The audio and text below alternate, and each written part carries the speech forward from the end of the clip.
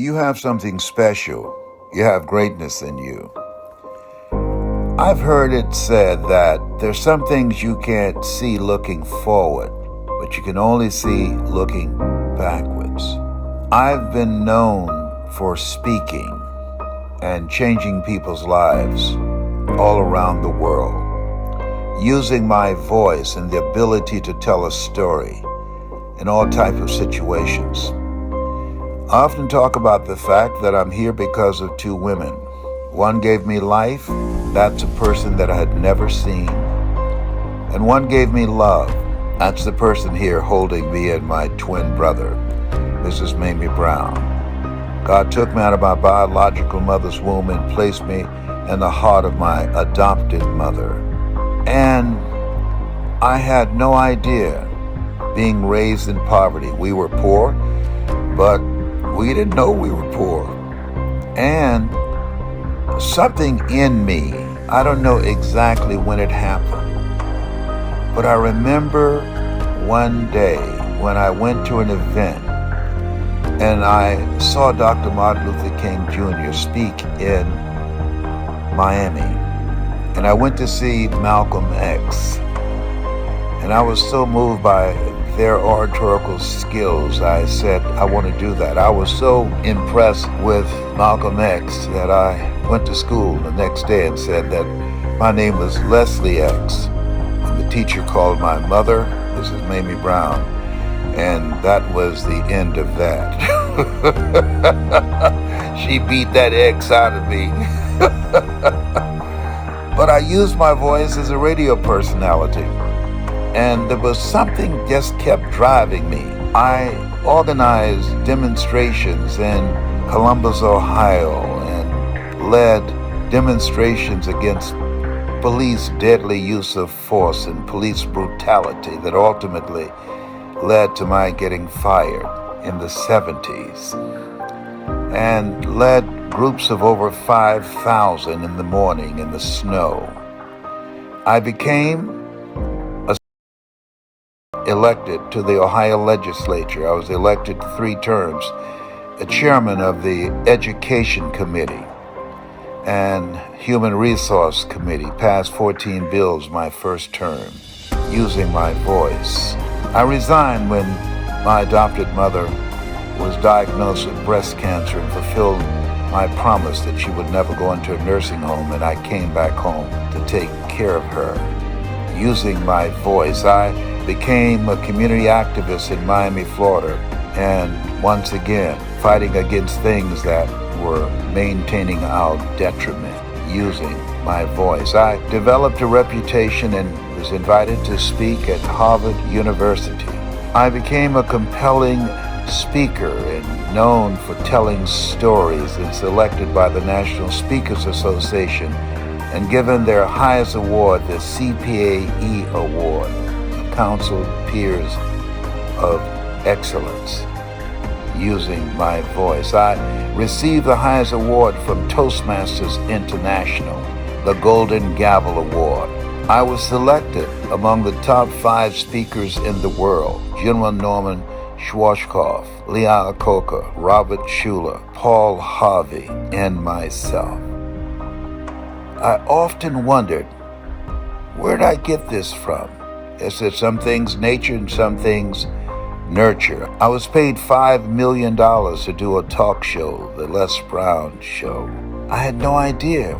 Where did this gift come from? I often thought, did I get it from my father, or did I get it from my mother? I've spoken on platforms with Richard Branson in South Africa, Robert Kiyosaki, and other top speakers from around the world. And my oldest son went on a search unbeknownst to me, and through some research found my birth parents and discovered that my grandmother, Beulah Rucker, who was a motivational speaker and educator, and she started a school. She taught herself to read and listen. Articles said she was hungry to learn. So hungry, she taught herself the alphabet and how to read with newspaper that was used to insulate the walls of the cabin that she stayed in to keep the cold winter air out. And she went to a school, and the day that she had to register, she had no money, and she stood before the head of the school and held out both her hands. And when he asked, "Where's your money?" and she said, "These hands can work." And he sent her down the line. And she came back, being persistent, because she was hungry to learn, and said once again, "These hands can work." And he looked at her, and I'm sure there was something in his mind that said, she is not going to be denied. And he let her in the school, and she worked for him and other instructors at the school, and she graduated with honors and went back to Gainesville, Georgia, and taught veterans and people in the community, adults and children, how to read, and taught them how to teach others how to read, and taught them how to be hungry to learn. See, this thing called life, if you're not willing to learn, no one can help you. But if you're willing to learn, no one can stop you. And they develop all types of skills that will allow them to become entrepreneurs and control their own future. My grandmother. And that which was in her, she obviously passed it on to my mother, Dorothy Bell. And my mother, she was a motivational speaker like her mother. And she traveled all over Georgia and the country speaking, and she played the piano, and she sang, and she had a bubbly personality, and she loved helping people. I wondered where I got this gift from, and now I know. And so my oldest son, unbeknownst to me, went on a search for his grandparents, and he found them, pictures of them. And I talked to a brother that I did not know I had, and went to the Beulah Rucker Museum, my grandmother. I called him and I said, "Dorothy Bell is my mother." And he said, "Well, that's my mother too, so that makes us brothers." And I went there to visit him, and I got to the museum first.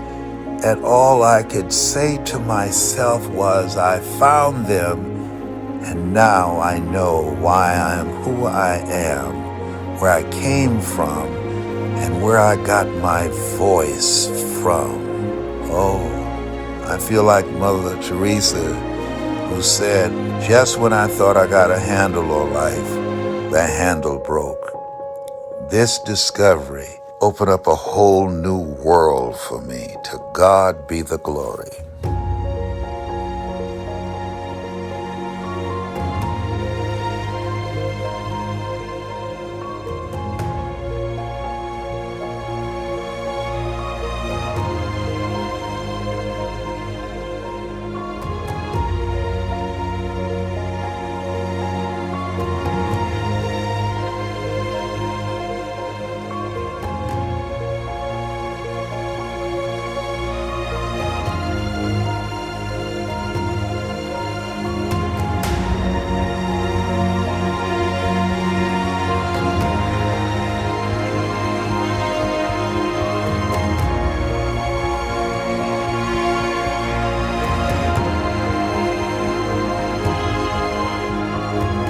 It's a long shot, ladies and gentlemen, from Liberty City, an abandoned building on a floor. Never knowing my mother or father. It's a long shot. Being here with you today in this dome in Atlanta, it's a long shot. No college training, labeled educable, mentally retarded, but I kept running toward my dream.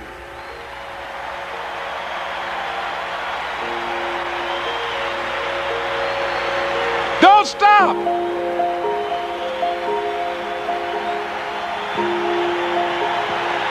Don't stop.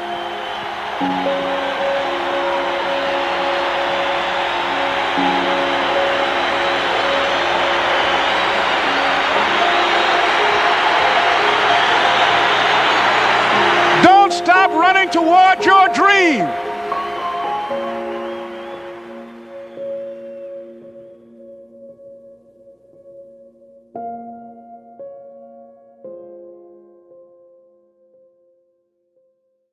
I wanted to introduce and welcome to Discover Your Potential. I'm your host, Dan Gilman, and we have an amazing, very special show today. Before I introduce this extraordinary, brilliant guest, a legend, my mother always read a quote before doing so, and so I thought it would be apropos to do so today. Benjamin E. Mays stated, "It must be borne in mind that the tragedy of life doesn't lie in not reaching your goal. The tragedy lies in having no goal to reach. It isn't a calamity to die with dreams unfulfilled, but it is a calamity not to dream. It is not a disaster to be unable to capture your ideal, but it is a disaster to have no ideal to capture. And it is not a disgrace not to reach the stars, but it is a disgrace to have no stars to reach. For not failure, but low aim is sin." Without delay, I wanted to welcome the one and only Mr. Les Brown. Hello, how are you? I'm doing well, thank you. How are you? I don't know I'm why there was great, a and delay so are there. you. Oh, that's all right. It's no Gotta love problem. technology. We are unstoppable. Yes, yes. And I just want to say that for those of you who don't know Mr. Les Brown, but I'm sure they do, everyone knows Mr. Les Brown. He's known as one of the greatest motivational speakers of all time. And he has spoken to well over 80,000 in various crowds. And he's also an author, television personality, radio host, and past politician. So it is an honor and a privilege to welcome you on my mother's show. And Hmm. I remember when Yes. I was 11 or 12 years old and I started listening to you. And now I'm 77, and you're still listening to me, and I'm listening to you. What a wonderful thing. That is true. That is true. You've made some significant life changes and awarenesses actually recently that happened this past year. You found out about your birth mother, which is extraordinary. Yes. And how did that moment when you found out change your life? And can you tell us about her? It, one of the things, first of all, I want to just say thank you for who you are and what you are doing and continuing your mother's legacy as I'm doing with mine. Thank you. And so it's such an honor to be here with you and to be able to spend a few moments with you. But when I saw the pictures, just imagine wanting something for 77 years. Somebody said, be careful what you ask for because you just might get it. Okay. And my oldest son went on a search and found pictures and located our birth family, my twin brother and I. And so when I laid eyes on my birth mother, I just said, whoa. To deny me as one of my business partners, Jerry would say, would be criminal. We look so much alike. But she was a motivational speaker and an educator. And her mother, Beulah Rucker, she's in. She's in. They have a museum in Gainesville, Georgia, in honor of her. She was a motivational speaker, Oh. and she's in Wikimedia. So when I look at this thing that I have been doing, speaking, changing people's lives, this has been my what you would call magnificent obsession that I now see where I got it from. It's something that I call it the can't helps it. Hmm. There's some things you do that you can't help it. It's just in you. But you Yes. have to put in the effort, the time, and the energy to develop it. I believe that we're all born, as you know, with built-in greatness. And so we have to decide to put in the effort, to do the work. Nothing works unless you work to develop Right. it, to bring it out. It's not just going to come out by itself. And so I was just shocked. So many different things. Like I wear red all the time. Well, if people saw the video, there's a red house in there. I just said, oh my goodness. So this is where I got this from. And so I've never seen a red house in my life until I saw the house that she built. They said she built it with a saw and a hammer. She could not find anybody to help her, and she built the first school for African Americans because we were not allowed to go to school during that time. She's one step, my grandmother Beulah Rucker, outside of slavery. So I'm still processing. I asked the question, God, what do you want me to do with this? And what the answer keep coming back, you got to work harder. You got to bring it up. You got to put in more effort, more energy. I'm in that place, Simba, you're more than that which you have become in Lion King. And so my goal is to live full and to die empty, to rob the cemetery of my talents, abilities, and dreams, and help others to do the same. But that has been the mandate on my life, connecting with my birth parents and my birth parents' family and learning more about them. It has inspired me. That's great. That's great. Before we talk about your book, You've Got to Be Hungry, the greatness within you to win. Uh, I would love to talk about your spiritual awareness. And you often say you are a spiritual person and not a religious person. And in your work, it is so spiritual with so many lives that you touch. Thank you. Yes, religious people are afraid of going to hell. Spiritual people have been there. And hell to me is what you experience when you die and you meet the person that you were supposed to become. You see the work that you were supposed to do. That to me is hell. And so I'm looking every day and asking, am I on the path? Am I doing the work? Am I fulfilling the calling on my life? A job is what you get paid for. A calling is what you're made for. That's beautiful. Also, yeah, you have a love and affinity for words, obviously.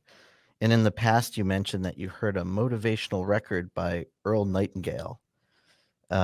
We become what we think about. And if you want to do something, he said, you don't get in life what you want, you get in life what you are.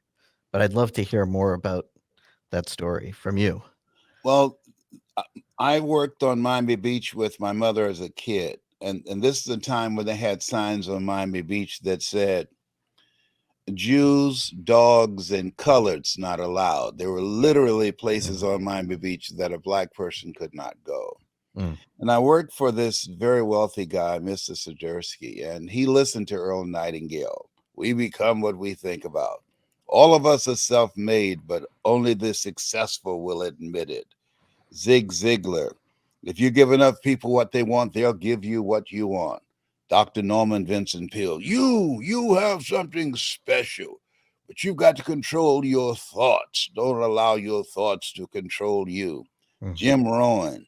When the end comes for you, let it find you conquer the new mountain, not sliding down an old one. And these messages, unbeknownst to me, it was reprogramming and rewiring how I saw myself. Because when I was in the fifth grade, I was identified as EMR, educable mentally retarded, and put back from the fifth grade to the fourth grade, and I failed again in the eighth grade.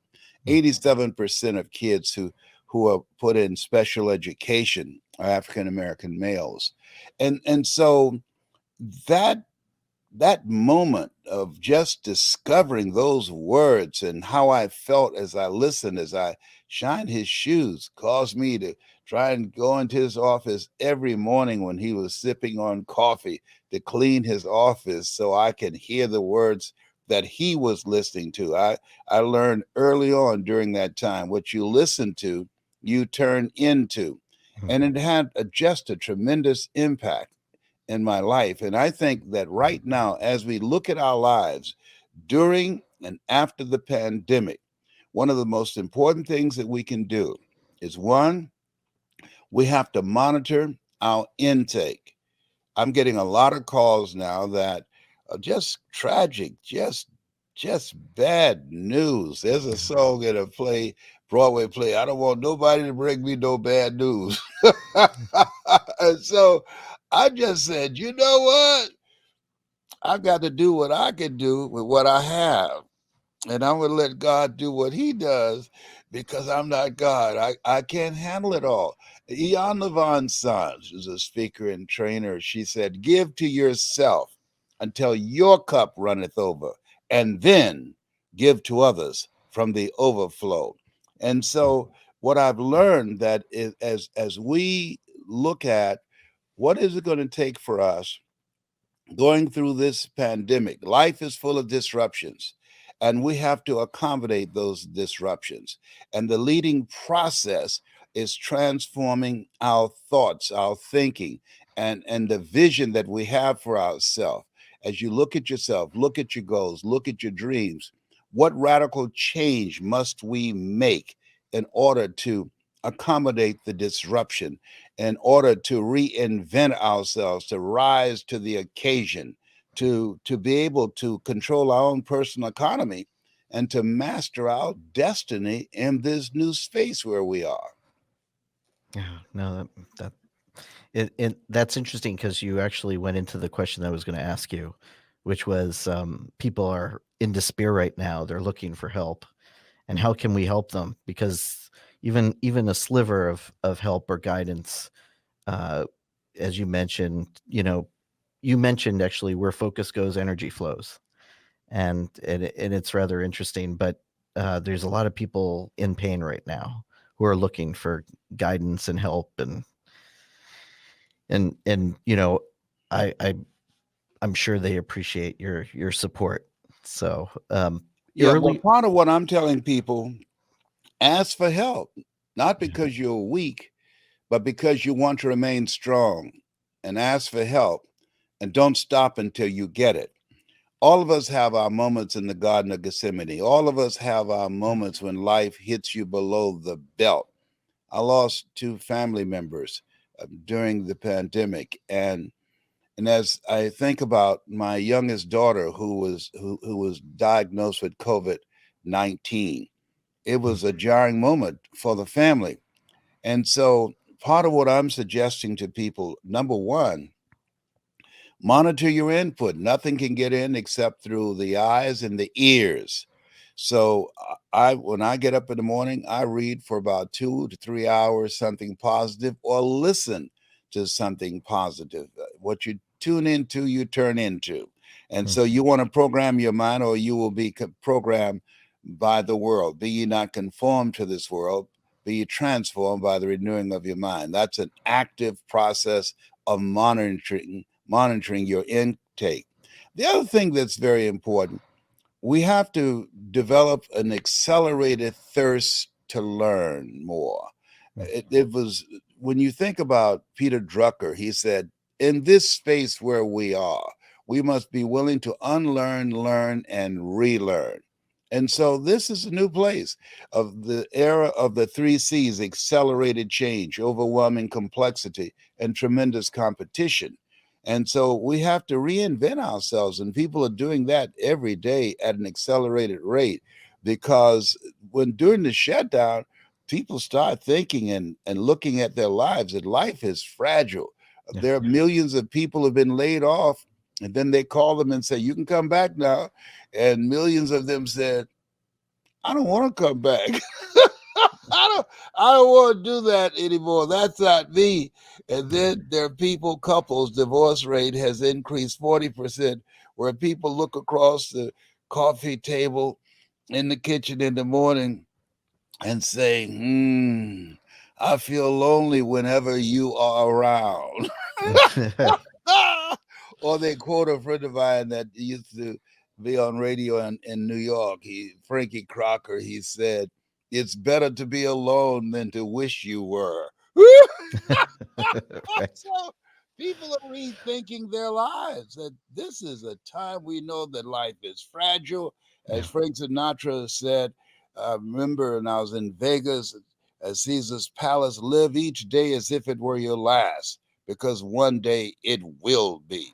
And so this is a time that people are looking at their lives with a different lens and saying, what is it that I want to do with the time that I have left?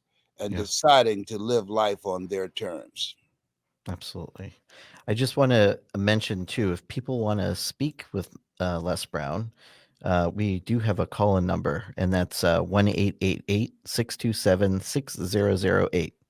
That's 888-627-6008. So if anybody wants to actually speak to you in person, it would be great if they want to call in. Just wanted to bring that up. Mm-hmm. Uh, you teach and you train speakers, and that helps transform other individuals. And I know that you've got a bold commitment to helping others, not just with your speaking, but also touch the world globally. But you also want to help create a voice for others. And I wanted to also mention your program that you currently have is called Hungry to Speak. I would love to hear more about your program that you're currently created. Well, when you think about it, Steve Jobs said the storyteller is the most powerful person in the world. Storytellers can impact the collective consciousness of people, change cultures and how people see themselves. And so I believe that evil prevails when good men and women do nothing. We're living in a time where honesty and integrity and truth no longer matters. Mm, That lying is the new normalcy. That to me is the most dangerous part. That's more dangerous than the pandemic because our children are listening and they're watching us. So what we have to do is develop other voices. What I do is teach people how to use their voice to let people know what you're going through, you will get through, and how to, when you speak, just as this program that your mother created, and now you're furthering her legacy, that you distract, dispute, and inspire.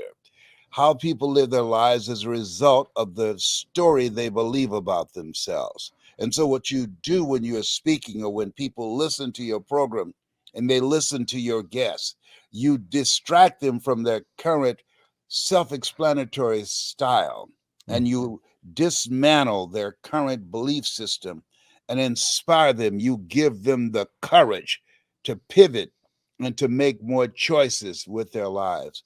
And so, we need voices of harmony, voices of peace, voices of love, because these voices of divisiveness and evil and darkness, they ain't playing. yeah, And we shouldn't be playing either.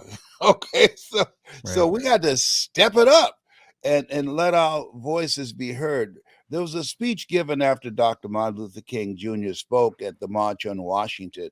A rabbi spoke, and I thought his speech was far more powerful than Dr. King's. He said, when something happens, he said there are three people involved: there's the perpetrator, there's the victim, and there are the witnesses. He Mm, said, one will ask, who's the worst? And the answer is the witnesses, mm, because at any time they could have stepped in and intervened. And Benjamin Franklin said that nothing will change until those who are unaffected are as outraged as those who are affected. And mm, so, this is why this program, what you have, is so important, because every day you are helping to wake people up. Because he went on to say, God forbid that we become a country of witnesses and just stand by and watch as those four cops stood by, cops who had taken an oath to serve and protect, watch their friend kill a man while other people watch from around the world. mm, yeah, How do you do that? Because when you don't recognize people's humanity, anything goes. And so, therefore, where we are right now, my goal is to teach others how I learn how to take your voice, your knowledge, your skills, and be able to influence and impact people, but also to monetize it as well, because we've gone from brick and mortar to click and order.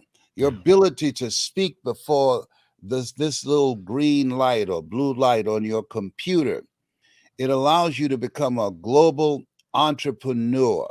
And so if people are willing to learn, if you're not willing to learn, no one can help you. But if you're willing to learn, no one can stop you. But the other thing that's crucial Yeah. is creating a community of collaborative, achievement driven, supportive relationships. I have my children behind me. Lord said, be fruitful and multiply. I took him seriously. And so, what I teach them that look, this thing called life, it's tough, it's hard. It's hard work. It's HEART and HARD. Mhm. And that you don't want to try and do it solo. Ask for help, not because you're weak, but because you want to remain strong. And ask for help and don't stop until you get it. And so develop uh, strong relationships, relationship currency. That's what people have to do right now. Learn uh, from people that you're in a community with, iron sharpening iron. That you can grow from mentally and emotionally and spiritually and financially, that can help you have a breakthrough experience in this thing called life and go to the next level and be able to leave a mark with your life. Yeah, that's I also didn't want to exclude this, your new recent book, and I know you're potentially having another book, but you've got to be hungry. So I wanted to talk about this book. I've read obviously cover to cover, but I absolutely love the stories. You know, what's your dream? Your dream is possible. Did you want to talk a little bit about that? So, and I can also, if people are interested, I'll post a link below as well. In order to make it now, you have got to be hungry. 47 million jobs are lost before the pandemic to artificial intelligence. 47 million jobs. Hmm. And after the pandemic hit, millions of jobs have been lost, and those jobs are not coming back.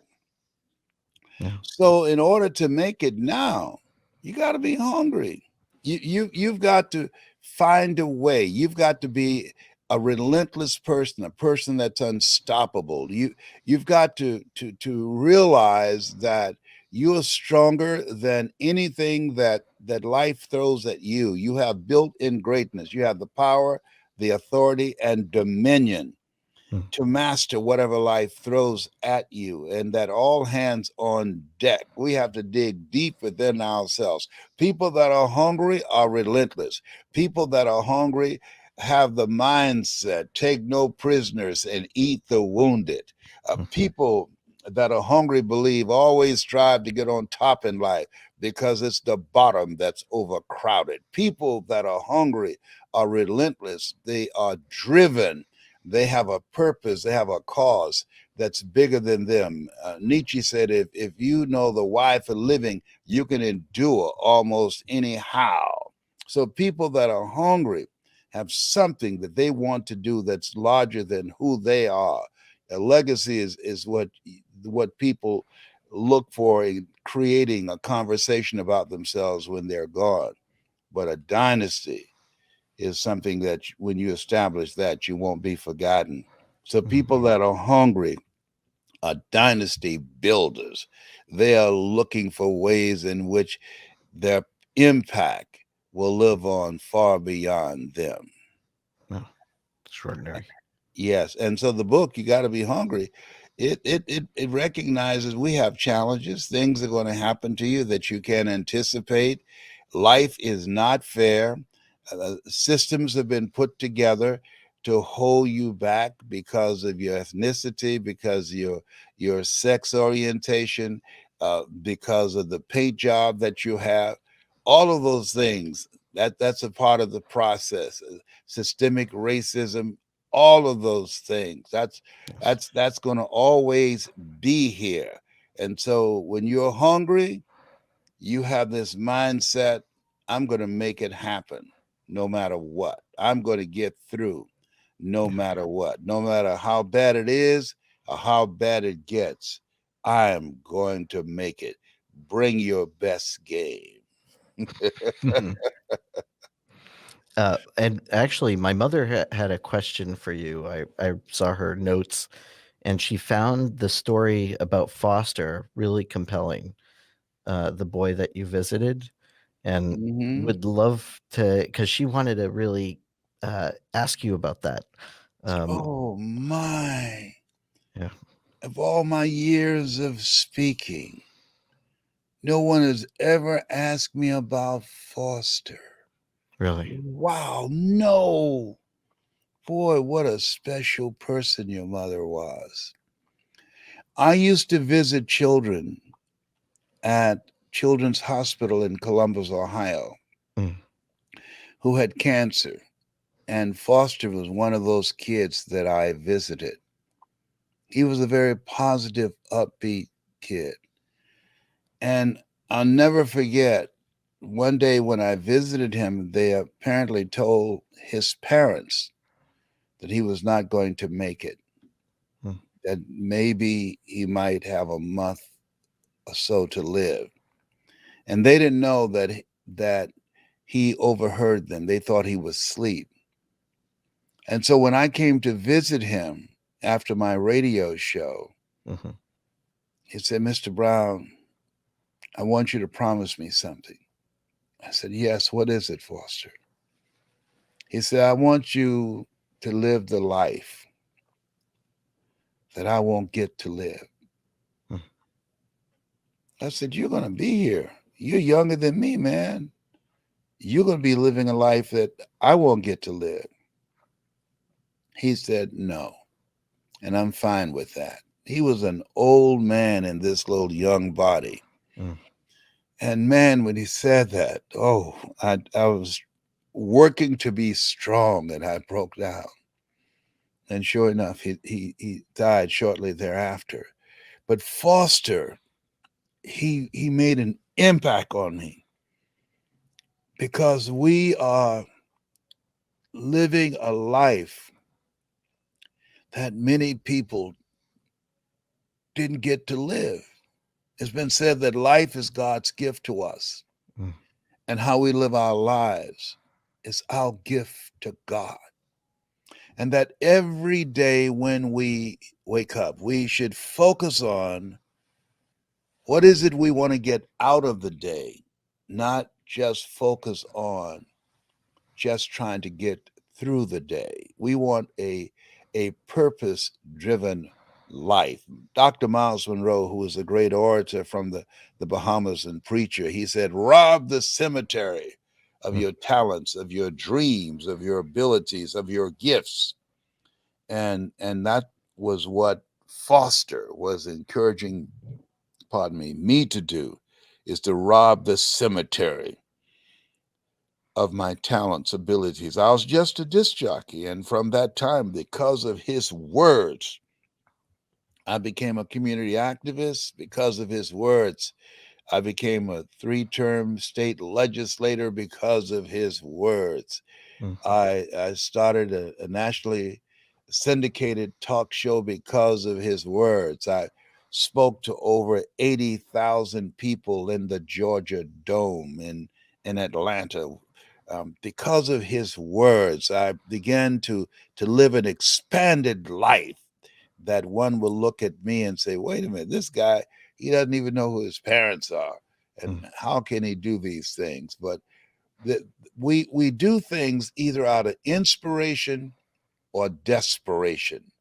And Foster, he was my inspiration. Oh, that's extraordinary. Yeah, she specifically jotted down ask about Foster. It's quite incredible. Yes, it So I said, is. "Oh, Yes, it is. I've got to do that. I just have to Yeah, do that she's today." trying to break me down. Yeah, she So- did. Yes. She also said she wanted to hear more about, you want to obviously pass on your legacy. You want to continue your legacy.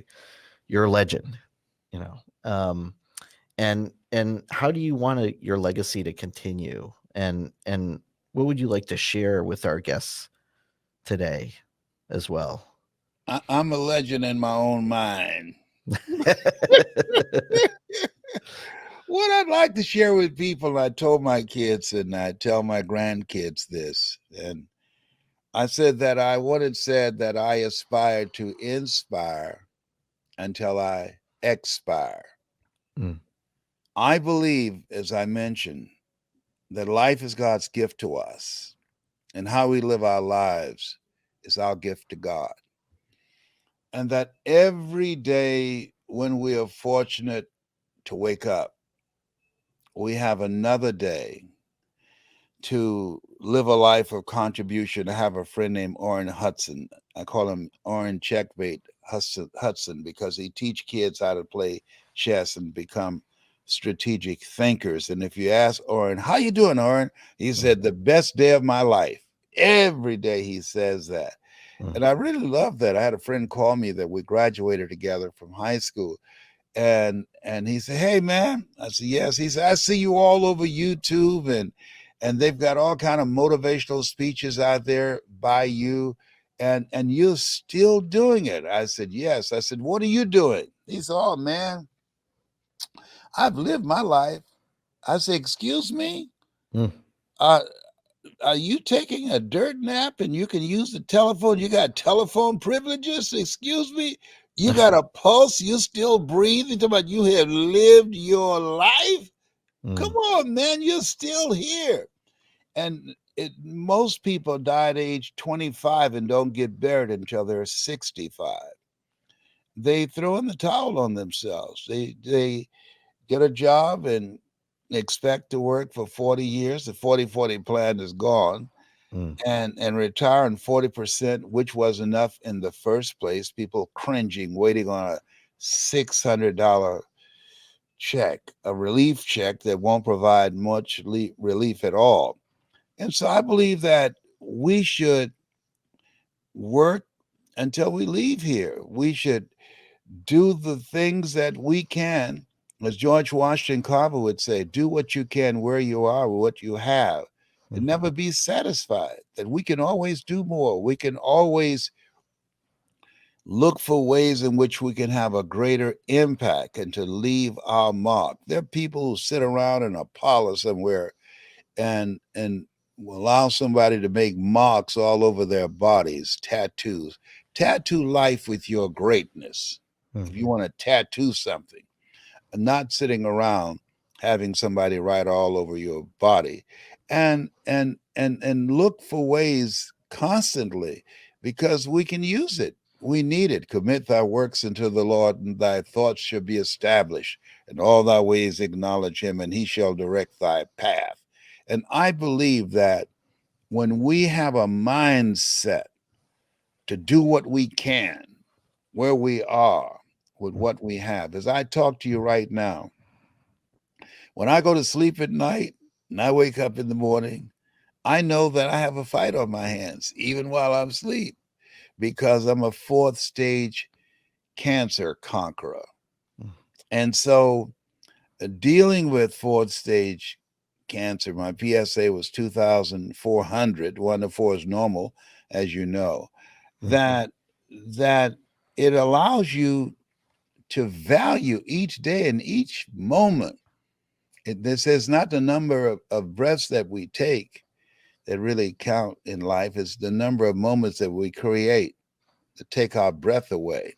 mm, Looking for ways to maximize our friendships, our relationships, and maximize our life to leave an impact that will outlive us is, to me, the order of the day. And this pandemic causing people to step out of their comfort zone, which Brian Tracy, the motivational speaker, called the danger zone, mm. and begin to step into their greatness, to live a life that it's a life of contribution to make a greater impact. Yeah, that really resonates with me. I Not to bring this up, but also I know some of our listeners are followers of yours, but they always love to hear about Tyrone. So, and my mother actually, it's funny because when you were on Facebook Live, this was kind of like pre-COVID, almost COVID, when my mother started to get ill. But I used to go over there and we used to watch you on Facebook, and I used to show. She's like, Tyrone. so so I'd love to hear more about your stories of Tyrone. I developed a friend named Tyrone. It's a squirrel that comes on the west side of the house, and I named him Tyrone. I said, and I faced the window, and I'm looking for him every day. And so Tyrone, being a very kind and generous entity, took the time to teach me how to speak squirrely, and I teach Tyrone English. For instance, I but they used to. What I just said, Dan, I enjoyed talking to you. Mm. My kid said, if we hear you talking to that damn Tyrone again, we gonna put you behind in the old folks' home. You have to me. I'm a big kid, and so I love Mickey Mouse and Tyrone, and so to me, I like what Helen Keller said. She says, life is short Mm. and unpredictable. Eat the dessert first. And that every day I'm looking for ways in which I can make a difference in someone's life, where I can bring a smile to your face, where I can help you to feel better about yourself, to alert you to the reality that what you're going through, you can get through, that it has not come to stay, it has come to pass. Greater is he that's in you than he that's in the world. That this thing called life, it most certainly is unpredictable, but we have the power to live it on our terms, to not to surrender, to, as Henry David Thoreau, he said, to get life in a corner and suck all the marrow out of it.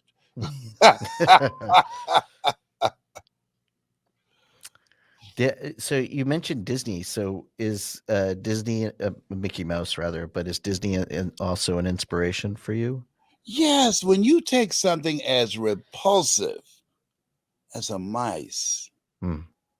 come on, that if we saw one in our house, we're gonna try and kill it because it doesn't pay rent, and make it the most brilliant populist symbol of happiness. They did a study to find out what is the happiest symbol in the world, and one would think the cross. No, Mickey Mouse ears. When people see it, they feel good. Mickey Mouse ears, Mm. they smile. That's genius Yeah. that he did that, and it's still living today. And so I think that we all have the ability to live a happy, healthy, loving life that we can touch people and bring a smile to their face with our stories, give people encouragement with our example of how we got over some stuff, learning to forgive. And forgiveness is not forgetting, it's remembering without anger, and learning to just have a habit of always reaching higher, knowing that we can better our best. That to me is what life is about, that we leave here empty. I told my kids, when they tell you that I've gone, don't let them embalm me for 3 days and go down to the morgue and slip a microphone in my hand. If I don't grab it and say, you got to be hungry, you can call your brothers and sisters and say, he's gone now. That's great. Wow. So yeah, I know Steve Jobs is also another story. He was a brilliant story teller at times as well. Because I know you brought Steve Jobs up as well in your stories, but I love your stories. They're so Thank you. compelling. What an honor. I guess my last question would be to, because we talked about your legacy, but is there something that you want to leave behind for everyone to listen to? Uh, and I probably didn't put up the phone number that long for people to call in, but I would just, Well, I I would know like people to would. say to people now more than ever, your voice matters. Mm, The story that you're sitting on, someone is waiting on. Your voice matters. When it gives people hope, your story, how you got through something that they're struggling with, that they're seated where you once were, and that your words, when you speak life, your words can bring somebody back from the edge. Your words, a guy, he jumped off a bridge in San Francisco, the Golden Bridge, and they asked him, why did he do it? He said, as soon as I let go, he was one of the few that survived. He said, I knew I made a mistake. And they asked him, then why did you do it? He said, I left home and I said to myself, if somebody would make eye contact with me mm, and smile and talk to me, or made me feel that my life mattered, I won't take my life. I won't kill myself. And he was lonely and going through a lot of pain. And no one even made contact with him. And he decided, I don't want to be here anymore. I'm out of here. And that's when he decided to jump off the bridge. But fortunately, they had a net that caught him. mm, And so when we look at ourselves, we don't know who we're looking at because we have not, for the most part, taken time to get to know ourselves. We have algorithms that know more about us than we know about ourselves. Adam, where are you? That was not a location question. That we have to constantly look at, as Michael Jackson would say, the man in the mirror mm, and ask, where are you? You're born with greatness in you. You have the power and authority and dominion to handle whatever life throws at you. Where are you in relationship to what it is that you've been given?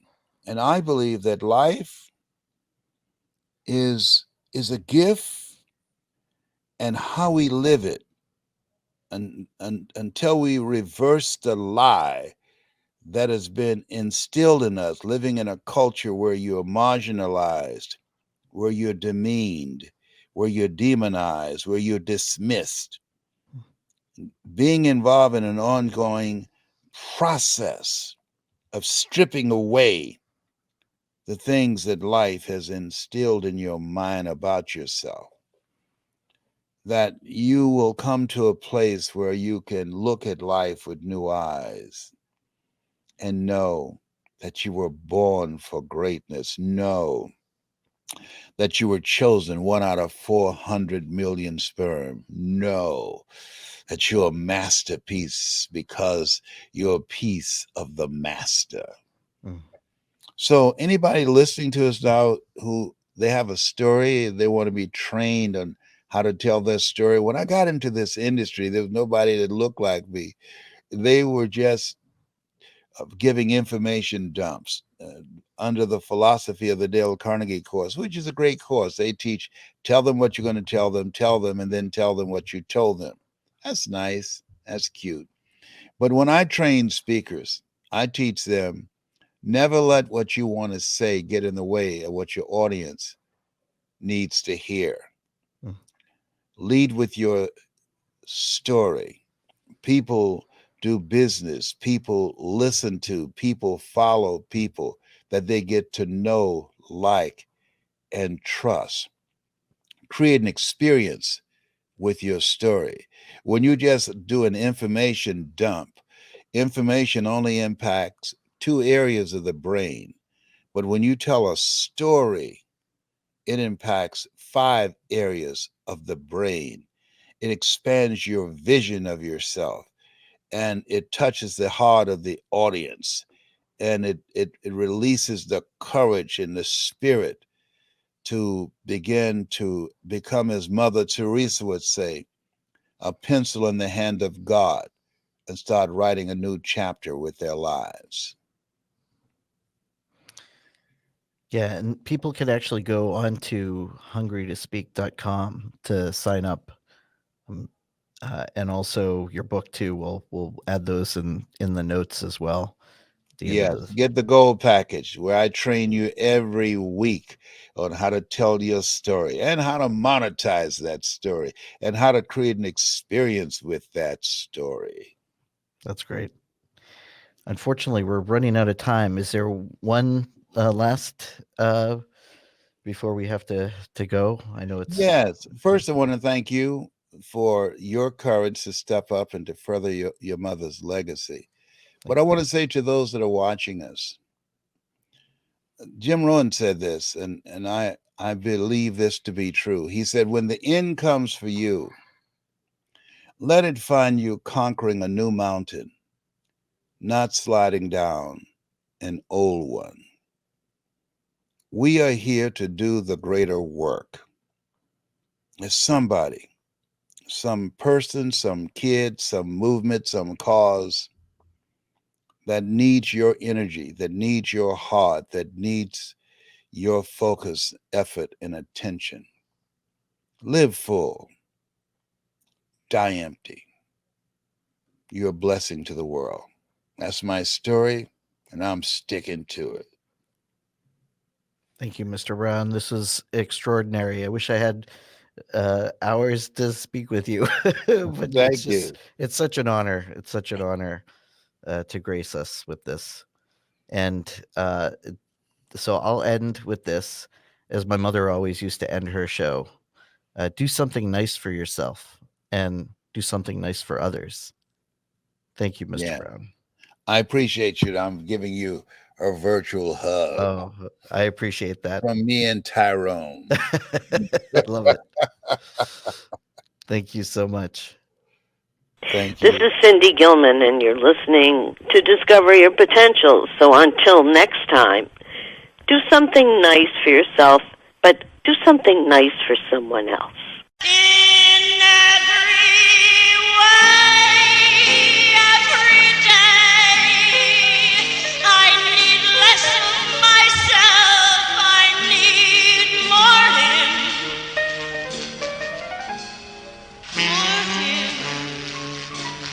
'cause his is the only